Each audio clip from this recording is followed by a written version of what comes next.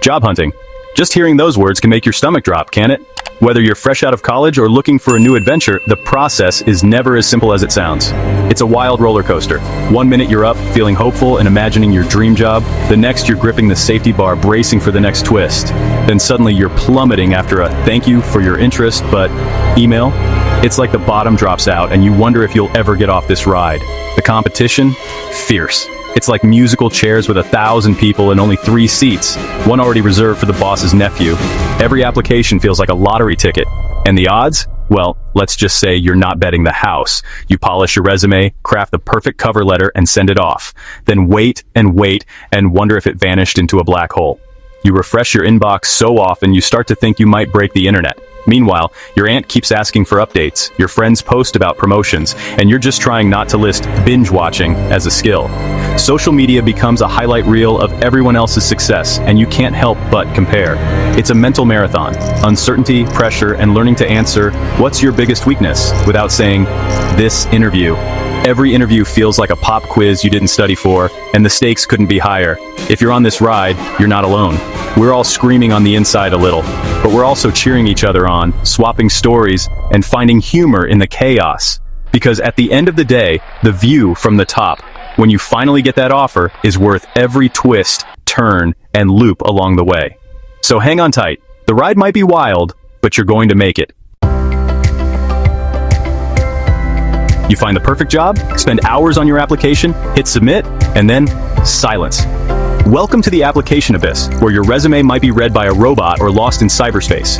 You send out dozens, maybe hundreds of applications, tracking them in a color-coded spreadsheet, but mostly hear nothing. Even a rejection feels like progress. At least someone saw your name. It's exhausting, like throwing spaghetti at the wall and hoping something sticks. The process is a whirlwind of clicking, typing, and hoping. Just keep going. One day, a noodle will stick. You made it. Interview time. The nerves are real, but you're determined to make a great impression, even if it's through a screen instead of a handshake. But it's virtual, so you scramble for good lighting, a clean background, and the least distracting corner of your home.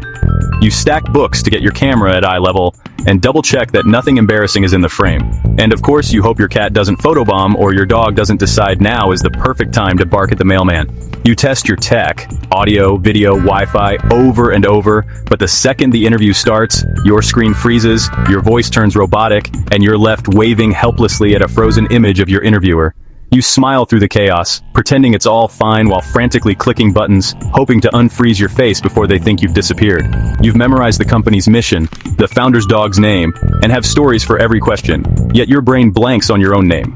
Your notes are everywhere, but suddenly, they look like a foreign language. And then, the unexpected. Just as you start to find your rhythm, a smoke alarm blares, a toddler wanders in, or your partner loudly asks where the cereal is. Or maybe your neighbor starts mowing the lawn right outside your window, drowning out your carefully rehearsed answers with the roar of machinery. Virtual interviews are a comedy of errors, a test of patience, adaptability, and your ability to keep a straight face when everything goes sideways. All you can do is laugh, adapt, and hope they admire your ability to handle chaos with grace and maybe even a sense of humor. Sometimes, surviving the awkwardness is the real test, and if you can do that, you're already halfway to getting the job. What's the secret to surviving the job hunt? It's a journey filled with ups and downs, but with the right mindset and strategies, you can navigate it successfully. Network, network, network. It's about who you know as much as what you know. Building relationships can open doors you never knew existed.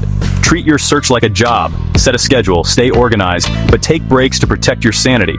Balance is key to maintaining your motivation. Rejection is part of the process. Don't take it personally. Each rejection is a learning opportunity and a step closer to your goal. Each no is one step closer to a yes. Keep pushing forward and stay positive.